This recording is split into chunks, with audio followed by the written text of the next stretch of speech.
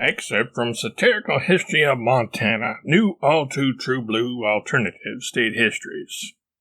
Time immemorial, plain Indians and fancy animals. The first souls to decorate the ground beneath Big Sky Country were bighorn sheep, bobcat, moose, elk, bear, buffalo, and such like critters.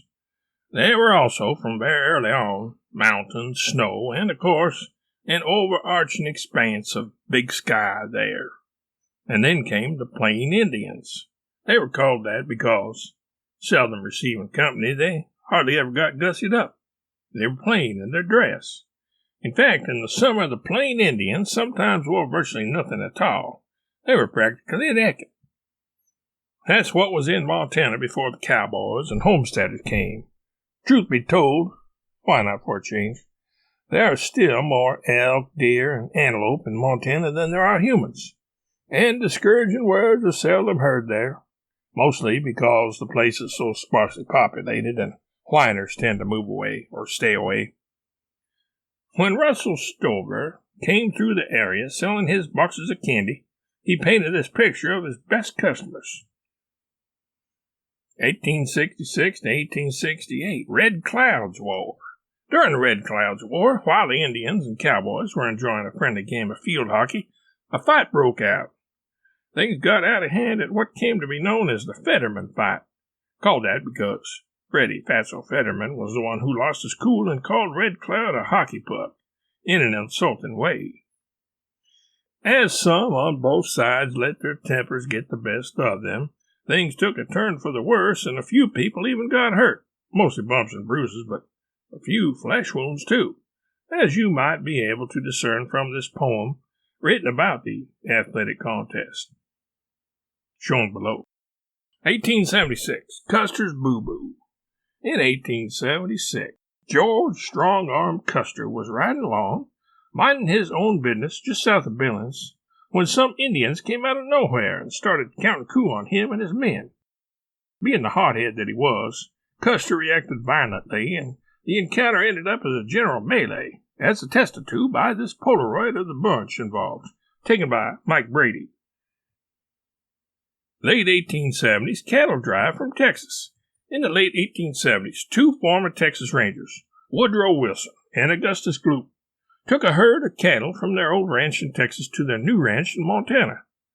Some of those who took part in this cattle drive, besides Wilson and Gloop, were Woodrow's son Salamander, Pegpen McKernan, Sheets, Jake Fork, Cold Duck, November Johnson, Oliver Hardy, Johnny B. Goodnight, and a matronly camp cook and worn-out washerwoman named Lorena. Here is the most exciting scene from their rather dull trip. In the picture below, they ended up at this ranch. Not much to look at, but at least it wasn't Texas. 1882 and 1883, 555 Blackfeet. During an exceedingly cold stretch between 1882 and 1883, especially the bitterly cold winter spanning those years, 555 Blackfeet died from sickness and starvation.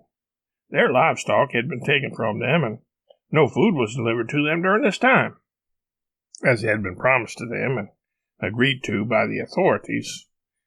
Indians were not allowed to leave their reservation.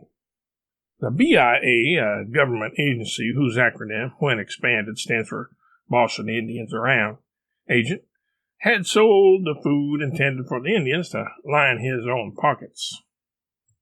Here are some of those Indians in happier times.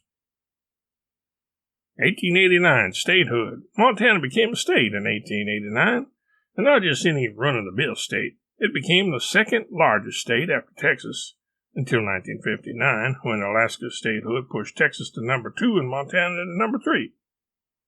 The people in Marysville were super excited about this turn of events, as you can tell by the look on their shoulders in this picture from that year. 1910, Glacier National Park. Located at the extreme northern edge of Montana, Glacier National Park opened in 1910. Here's a drawing that stylistically depicts a scene seen along Going to the Moon Road. 1942, The Pride of the Yankees movie. Hollywood stuntman Gary Barrelmaker was from Helena, born there as a baby. In 1942, when he was no longer a baby, he had a minor role in the movie The Pride of the Yankees. In that flick, Barrelmaker portrayed George Plimpton, pulling out all the stops to make the team. He carried water, he fetched bats, he cleaned out the clubhouse. He even picked up spent sunflower seed shells from the dugout between innings. He did everything he could think of to impress the manager so as to make the team. The fellas just wouldn't have it, though. They figured he was too much of a flake to be a consistent ball player.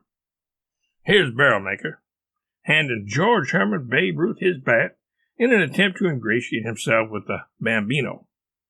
The Babe thinks he has sparked some pine tar on the barrel. 1952, High Noon Movie. Helena was made proud again in 1952 when their homie Gary Barrelmaker came out with yet another flick. This one was named after a time of day when some people imbibe a little too freely. High Noon. In the climactic part of the movie, Barrelmaker faces three bad guys while the sun is in his eyes. He squints but still has sundogs in his eyes. What he sees is the following.